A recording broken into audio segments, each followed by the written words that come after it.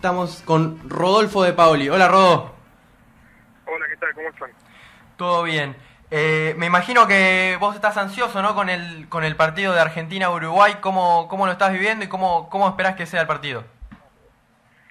No, ansiedad no, estoy tranquilo que Martino tiene un estilo muy claro de juego y tenemos grandes jugadores. Ya el resultado final opaca un poco el funcionamiento de gran parte del equipo. Uh-huh. Pero bueno, en definitiva esto es por goles, no por merecimientos. Exacto. O por desarrollo. Y en definitiva convirtió Paraguay los mismos goles que Argentina, pero analizando el partido estoy tranquilo que no digo que sea un partido fácil de hoy, es más, posiblemente hasta por ahí una posibilidad muy grande que tampoco lo gane. Uh-huh. Pero Argentina de a poquito se va a ir acomodando y seguramente que a partir de cuarto va a aparecer en todo su esplendor. ¿Y cómo lo viste a Uruguay en su debut contra Jamaica? No me gustó, pero no quiero quitarle mérito a Jamaica. Me pareció que Jamaica ha progresado muchísimo, ha jugado de una manera muy sorprendente, un técnico alemán que ya venía a dirigir el Camerún, allá por Corea-Japón, uh-huh. Un técnico muy preparado, que bueno, que evidentemente estos jugadores de raza negra son muy rápidos, son muy fuertes, y bueno, y también se los vio bastante más técnicos de lo normal. En definitiva me parece que tampoco hizo un gran partido Uruguay, por momentos por mucho gran mérito de Jamaica, pero bueno, hemos visto prácticamente a todos los rivales y algunos ya han jugado 2 partidos como ayer Bolivia, Ecuador, México y Chile, y la verdad que está muy saludable porque cuando hay tantos goles no se empareja tanto para abajo. Me parece que hay muy buena puesta en escena con la intencionalidad de llegar al otro arco y Jamaica no estuvo ajeno a eso, a pesar de ser Jamaica, que quizás sería la cenicienta de los 12 seleccionados que están participando en la Copa América. Uh-huh. Hola, Rodo, Ramiro te habla. Vos que sos director técnico, ¿qué puede aportarle o qué busca para vos Martino con los ingresos de Zabaleta y Lucas Biglia en lugar de Roncaglia y de Banega? Zabaleta era el 4 de su equipo, lo que pasa que llegaba con alguna molestia y a igualdad de condiciones puntualmente se inclinó por Roncaglia, teniendo en cuenta que Paraguay tenía un juego aéreo bastante importante. Así todo llegaron al empate por un balón detenido, aislado, pero un balón detenido al fin. Entonces nada te garantiza una cosa de la otra, además la altura son estaturas similares. Pero en definitiva me parece que está respetando al estar en 100% de condiciones a Zabaleta, que era el lateral derecho que venía jugando como titular, vuelve a su puesto, y el único cambio que creo que hay es el de Biglia. Me imagino que para que puedan por momentos estar no tan solo Mascherano y cuando algún delantero se toma algún oxígeno o algún pasaje de aire adicional no quede tan desbalanceado el equipo. Hola Rodolfo, Facundo te saluda. Quería preguntarte, porque tengo entendido que te gusta el juego del Barcelona, del Bayern Múnich, de España en su momento. Quería preguntarte si te gusta el estilo de juego de Martino. Sí, claro que me gusta, no lo puede plasmar todavía. Me parece que en el Barcelona tuvo la mala suerte de venir en una etapa muy transitiva, al punto tal que Luis Enrique hasta fines del año pasado fue más cuestionado que Martino. Pero bueno, después reaccionó el equipo y hasta quizás jugando un poco más atrasado con esos 3 monstruos que tiene adelante para poder jugar por momentos de contragolpe, se le terminó facilitando el camino y se le allanó de manera que terminó ganando las 3 cosas. Poco tiene que ver el equipo de Luis Enrique con el fascinante equipo de Guardiola de la Triple Corona del 2009.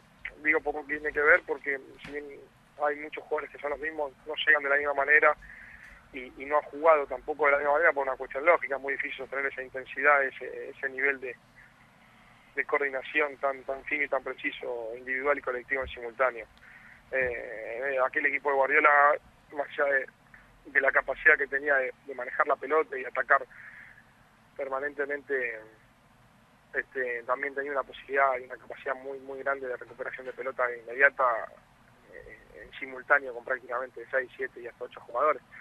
Y eso no es fácil de lograrlo. Volviendo a Martino, me parece que Martino es un entrenador que supo entender las herramientas que tuvo en Paraguay allá por el Mundial de Sudáfrica y luego en la Copa América, y cuando se dio cuenta que le había sacado el máximo jugo posible y en definitiva estaba buscando otra cosa, que era por ahí volver a Newell's y hacerlo jugar de otra manera, porque Newell's estaba muy comprometido con el descenso y él está convencido que para sacar puntos hay que ganarlo, no hay que contragolpear esperando.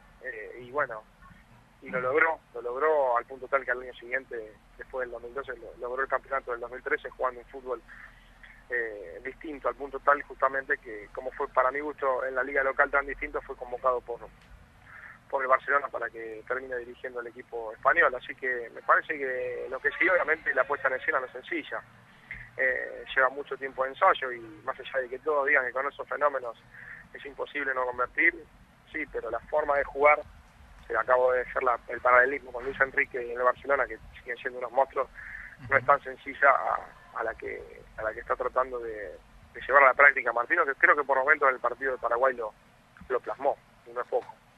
Hola Rodolfo, te habla Franco. Vos tuviste un paso con el Turu Flores hace muy poquito tiempo siendo ayudante de campo en defensa. Entendiendo que es un torneo largo y que solamente pasó la mitad del torneo y que solamente jugaron 5 partidos y que decidieron por una cuestión de colectiva, ¿no? Entre las partes, generar el desacuerdo en el vínculo. ¿Considerás que no le dieron suficiente tiempo? O sea, fueron 5 partidos. También no ganaron ninguno, pero no pasó mucho como para que ustedes los retiren del cargo y busquen otro entrenador. ¿Considerás que no hay ninguna modificación, que el fútbol argentino sigue siendo lo mismo, que hay poca paciencia, que no se respetan los proyectos? No te voy a poner mi ejemplo porque mi ejemplo es muy particular. Yo ni siquiera llegué a 5 partidos. Yo en el segundo partido ya, por una cuestión personal, decidí no continuar, aunque pocos lo sabían y todos creían que, como muchos creen, que estuve hasta el final. Lamentablemente me hubiese gustado estar no solamente hasta el final en estos 5 partidos, sino también hasta el final del contrato. Pero al margen de eso, quiero decirte que hubo 15 partidos, como habéis marcado vos, que la mitad del torneo, y se despidieron 14 entrenadores. Entonces, el ejemplo ese más contundente no hay. Si supuestamente se hablaba de que iba a haber un campeonato de 30 equipos para que se descomprima, para que se juegue más tranquilo, un descenso a fin de año, 11 meses de corrido, un receso grande, incorporaciones, pero no, parece que así funciona en Argentina, y lamentablemente para mi gusto funciona muy mal.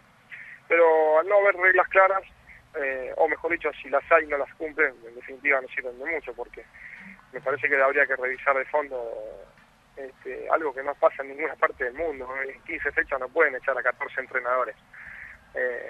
Y por ejemplo, el ejemplo más claro es el de Mostaza Merlo, que si bien venía cuestionado del ascenso, pero dirigió un partido y lo echaron en la primera fecha. Entonces, me da la sensación de que no hablo de proyectos, no hablo sino me parece que la sensación que es cómico esto. O evidentemente está muy sobrevaluado el puesto de entrenador, porque evidentemente si vos echás a 14 entrenadores en 15 partidos es muchísimo, aparentemente mucho más importante que los jugadores, pero por otro lado todos sabemos que no es así, y así si en definitiva fuese, ¿por qué tan poco tiempo de trabajo? El campeón es uno solo, y entonces que los otros 29 no van a servir, y bueno, posiblemente otros 29 no van a servir, pero como todavía tienen chance matemática para hacer ese uno solo, hay 10 equipos que todavía sostienen al entrenador.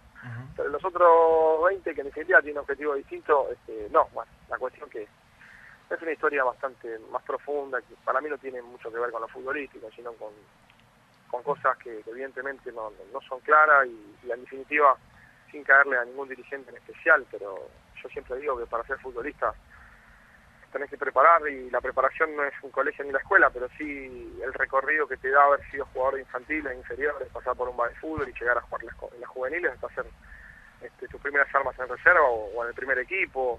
Para ser árbitro, más allá de que te tiene que gustar, tenés que ir a una escuela de árbitros y prepararte, y rendir exámenes, y rendir pruebas físicas. Para ser entrenador, a veces no es determinante ser jugador, aunque sí es muy importante, pero en definitiva el 95% de los casos fuimos jugadores. Se le da más valor a eso, quizás. Sí, claro, y en definitiva también es importante, pero además de eso hay que prepararse, más allá de que esté de acuerdo o no con el curso de entrenador, hay que capacitarse, porque si no tenés un carnet que te acredite no te hacen un contrato. Entonces, te acabo de decir que los protagonistas del fútbol son los jugadores, los árbitros, los entrenadores y los periodistas que lo comunican, que también tienen que, además de estudiar el secundario, tienen que hacer un terciario mínimo por lo menos para capacitarse como periodista deportivo. Me está faltando una pata que son la de los hinchas son hinchas, y la última pata es la que decide, que es la de los dirigentes. Y para ser dirigente hay que ser hincha con el carnet de socio al día, solamente con eso basta, y me parece que ahí es donde viene el gran problema, pero nadie lo dice, porque en definitiva todos somos hinchas, entonces no nos podemos contar las costillas a nosotros mismos, pero me parece que ahí viene la clave más importante, ¿no? Uno de los datos de color más importantes que estuvo el fin de semana fue el debut de Stevan Savic en la selección de Montenegro, que tuvo que marcar a Zlatan Ibrahimovic. Vos lo tuviste poquito tiempo, pero lo tuviste al polaco. ¿Cómo te parece? ¿Qué cualidades para vos tiene? ¿Qué virtudes? Y si tiene características para jugar en el fútbol europeo. Sí, es muy joven. Esteban tiene 24 años. Casualmente hoy a la mañana estuve mandándole un par de mensajes. Estaba muy contento y lo felicité. Es un chico muy profesional, muy buena gente, tiene muy buenas condiciones, ya te digo, tiene 24 años, ya jugó en Racing, ya está jugando en Defensa y Justicia, tiene buena altura, tiene muchas cosas por aprender, pero él está muy preparado también muy abierto para capacitarse, para superarse. Y la verdad que me pone muy contento porque es un tío extraordinario y además tiene condiciones, muchas más de las que nosotros de afuera creíamos. A nosotros nos sorprendió gratamente. Quizá quedó marcado con el episodio de Darío cuando le pidió salir o en algún momento cuando jugó como está Merlo, muy defensivamente el equipo, pero es un jugador muy interesante que yo creo que todavía no ha explotado. Y este paso por Europa y ese rodaje y ese roce internacional, ni más ni menos que jugar contra Dinamarca, Suecia, marcar a esos jugadores como Zlatan, evidentemente le va a hacer un aprendizaje enorme. Me parece que todavía no ha explotado, así que vamos a seguirlo porque lo merece. ¿Y a vos qué te pasa, o sea, como relator, ¿no? ¿Qué te genera ver que una frase tuya dicha en el momento, me imagino que por improvisación, se instala en la gente, ¿no? Por ejemplo, como el que viva el fútbol Pisculichi y esas tipo de frases que lanzás durante una transmisión y llega a la gente y empieza a rebotar en todos lados, ¿no? No, me pone contento. Evidentemente cuando pasa eso, uno pasa la frontera de lo que hacemos, entonces evidentemente a la gente le gusta y bueno, tratamos de no quemar la frase. Porque a la gente evidentemente le ha gustado, pero sí, una alegría, que es una satisfacción. Y hablando de frases históricas, ¿no? ¿Qué te representa Víctor Hugo como relator y como periodista? Y fue el que me inspiró para dedicarme a esto, en consecuencia. ¿Cómo no me va a enaltecer hacer un programa con él y tener la aprobación de él diariamente? Una alegría muy grande. Cuando comencé a relatar, hacía muy poquito que empezaba a relatar y lo fui a ver a él y la verdad que me sorprendió gratamente con la forma que me trató y sobre todo por la distinción que él tuvo hacia mí como para explicarme que me debería dedicar a esto porque alguna condición importante tenía y bueno, por suerte fue así, ¿no? Bueno, y también te quería preguntar sobre algo que me causó mucha curiosidad que escuché sobre vos, que es que tenés un cuarto en tu casa con todas cosas de fútbol, ¿puede ser? Sí, esas cosas. Y bueno, es parte de mi vida, ¿no? El fútbol. Y más allá de lo artístico, de lo decorativo, es el laboratorio que uno está diariamente con sus apuntes, sus libros, sus videos, su computadora y su información a nivel mundial, tratando de capacitarse todo el tiempo y observando el fútbol, y obviamente a eso se le agrega colecciones de camisetas y cosas que eso se fue dando desde chico, ¿no? Entonces es como el salón del fútbol. ¿Y cuál es la camiseta que más valorás vos, que más le tenés cariño quizás? Hay varias, pero hay una siempre que digo que es muy especial porque fue la más costosa de conseguir, que fue la de Holanda del 88, de la Eurocopa del 88 que ganó con Gullit, con Van Basten, con Koeman, con Rijkaard, con Rinus Michel como entrenador. porque además después me sentí identificado con ese fútbol, entonces una cosa siempre evidentemente tuvo que ver con la otra, porque era tanto el capricho de esa camiseta naranja, y bueno, quizás por esa esencia del juego que ellos tenían y que en ese momento con 9 años uno no percibía. ¿Ese equipo a vos te marcó? Sí, a mí el que me marca de verdad es el del 74. Uh-huh. Pero obviamente son videos. En el momento sí, me sorprendió mucho para bien, desde la camiseta y los colores hasta la volea de Van Basten y el juego que tenían esos jugadores, que en definitiva representaban en una década de oro del calcio al Milan contra el Inter y contra Maradona y el Napoli. Entonces uno se crió con eso, con ese fútbol, aunque sí, evidentemente cuando jugaba Maradona para el Napoli quería que le gane al Milan, pero en el Milan jugaba Rijkaard, Van Basten, Gullit, y era un equipo que también lo quería, pero es parte de todo, es parte del todo. Bueno, Rodolfo, muchas gracias por habernos atendido. Un placer tenerte al aire. Dale, muchas gracias chicos, lo mejor, abrazo grande. Hasta luego.